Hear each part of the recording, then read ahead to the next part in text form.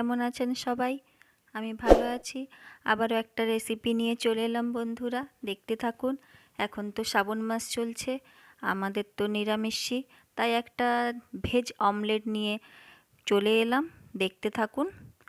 সবার আগে প্রথমেই আমি একটু বেসন নিয়ে নিয়েছি 1 কাপ মতন, আর পেঁয়াজ কুচি, কাঁচা লঙ্কা কুচি, আদা কুচি, রসুন কুচি, টমেটো কুচি নিয়ে নিয়েছি, আর স্বাদ মতন নুন, হলুদ, একটু কাশ্মীরি লঙ্কা গুঁড়ি নিয়ে নিয়েছি। আপনারা গোলমরিচও দিতে পারবেন, আমি অতটা দিলাম না। এবারে এই সবগুলোকে শুকনো আগে একটু মাখিয়ে নিব ভালো করে, তারপরে একটু জল দিয়ে একটু একটু করে আপনারা চামচে করে এটাকে গুলবেন। একেবারে একদম জল দিবেন না, অল্প অল্প পরিমাণে জল দিবেন। জলটা কিন্তু আমি গরম জল ইউজ করেছি বন্ধুরা। এবার এগুলো মশলাগুলো দিয়ে দিলাম, আর ভালো করে ব্যাটারটা একটু ভালো করে ফেটিয়ে নিতে হবে।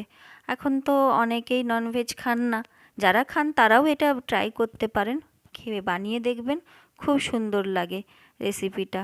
একদম সফট থাকে, গরম গরম ভাতের সাথে খুবই ভালো লাগে। আমি তো প্রায় দিন বানাই।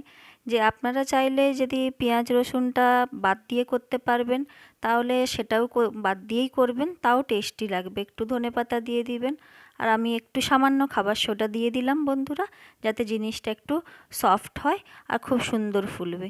আমার এদিকে কড়া গরম হয়ে গেছে, আমি প্যানের মধ্যে তেল দিয়ে দিলাম। এতে বেশি তেলও লাগে না, 1 চামচ টেবিল চামচের তেল দিলাম আমি, আর ব্যাটারটা দেখুন কি সুন্দর লাগছে দেখতে। এবারে এই হাতার সাহায্যে আমি অল্প অল্প করে ব্যাটার দিব, পুরোটা দিব না বন্ধুরা, আমি ছোট ছোট সাইজের বানাবো। আপনারা যেমন সাইজের খেতে চাইবেন ততটাই ব্যাটার দিবেন। আমি অল্প একটুই ব্যাটার দিয়ে দিয়ে ছোট ছোট করেই তৈরি করছি। এবার এটা একটু হতে দিন, একদম আঁচটা ধিমি রাখবেন, আঁচটা বেশি করলে হবে না। ধিমি ধিমি আঁচে এটা আস্তে আস্তে আস্তে সুন্দর হবে, অল্প তেলও লাগবে। আর দেখুন কি সুন্দর লৌটানো হয়ে যাচ্ছে না, একদম অমলেটের মতন লাগছে। সবগুলো আমি করে নিই। আজকে রেসিপিটা কেমন লাগলো বলবেন, সঙ্গে থাকুন। ধন্যবাদ।